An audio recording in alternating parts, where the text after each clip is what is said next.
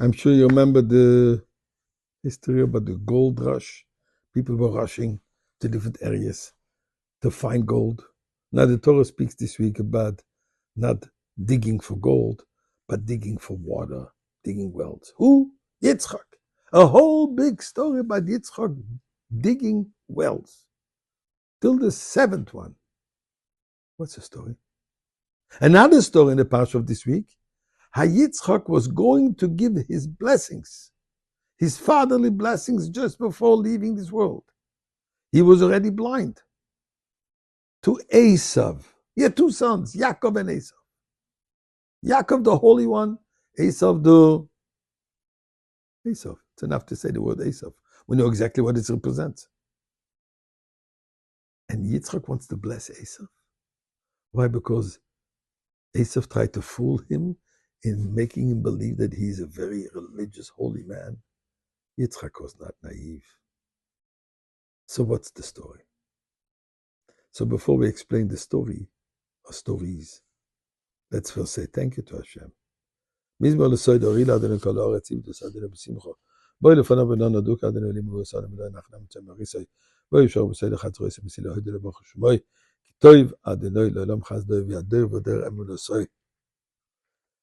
So, first of all, let me thank you for yesterday when you gave tzedakah for me. And today I'm back in my usual place, and join me in giving tzedakah now. Chapter 26 in the parsha of this week, a whole section discussing how Yitzchak needed a lot of water for his sheep. It was a famine. God told him not to leave Eretz Yisrael because he was an offering on the altar, cannot leave Eretz Yisrael. 7 wells he dug, and there was fights about it. His enemies took it away. Those who were jealous of him. Till finally the 7th. And as the pasuk says, there was no arguments. And therefore he called it Rechayvos, expansion. Finally, I can expand. And from there he went to a place called Be'er Sheva, representing the 7th well. Excuse me, thank you for your blessings. Talking about blessings. Then we have the story. Yitzchak was going to bless Esav.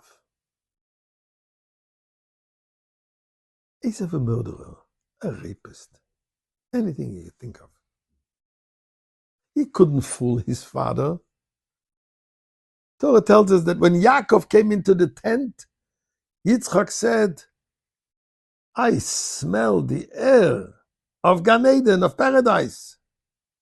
It's not the usual smell of the field, of the aggressivity that I feel when my son Esav comes in.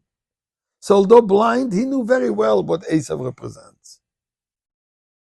And Esav could not fool him. So why did he want to bless him? Why was he interested in blessing Esav? The answer lies in the wells. Digging a well represents revealing this which is hidden. Revealing the water in this case, hidden deep in the earth. To reveal it and give us life. Water is life. Torah is compared to water.